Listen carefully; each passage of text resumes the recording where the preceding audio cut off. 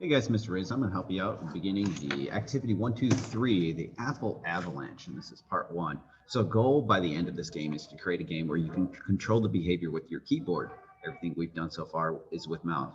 We're also going to make sure we learn to manipulate lists, and we're going to apply our best practices in comment coding as well.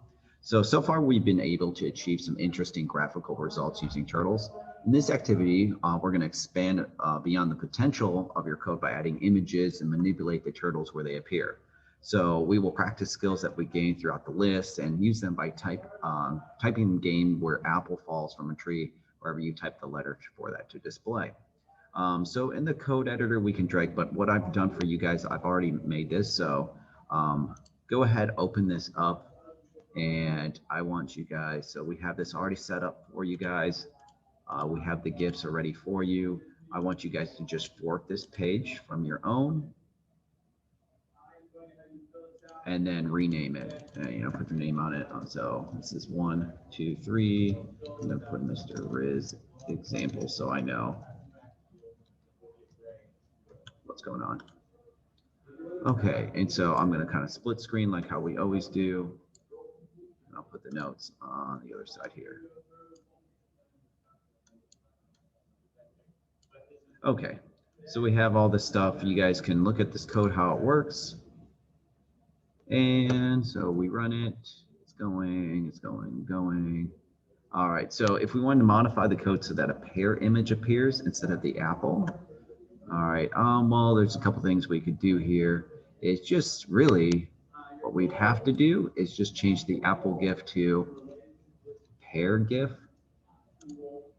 because the apple image is stored as the image name apple.gif.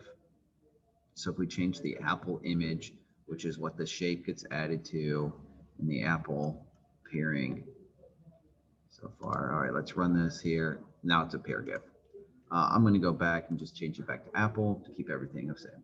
All right, so for our typing game, we're going to need a static tree image as the background, where we need the images to fall from the tree. All right, we want to embed a stationary image in the background on the screen, so our code is a little bit simpler. So we're going to create a scene with a tree and an apple on it. So we're going to add the following line of code to define the background. And I'm just going to copy this here, and I'm going to paste down. Typically, our WN screen, we usually just put that down at the back. And background image.gif, just making sure that these names match up. Let's run this, see if that pops up. Cool. All right, we have a tree with an apple on it.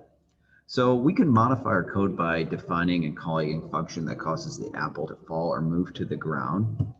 The following conditions are going to be helpful. And remember, like the X coordinate and Y coordinate is how we can get the X and Y coordinate of the apple.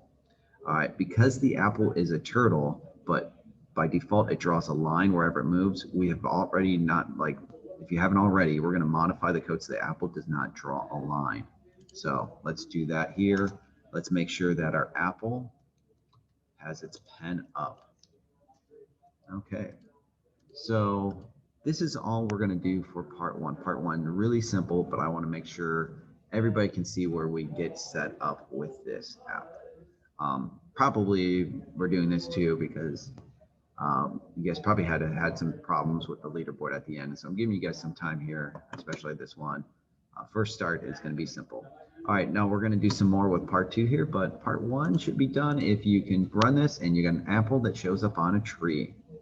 Make sure his pen is up because that's going to be a bigger deal later on in part 2. All right, guys, that's it for now. I will see you guys next time for part 2.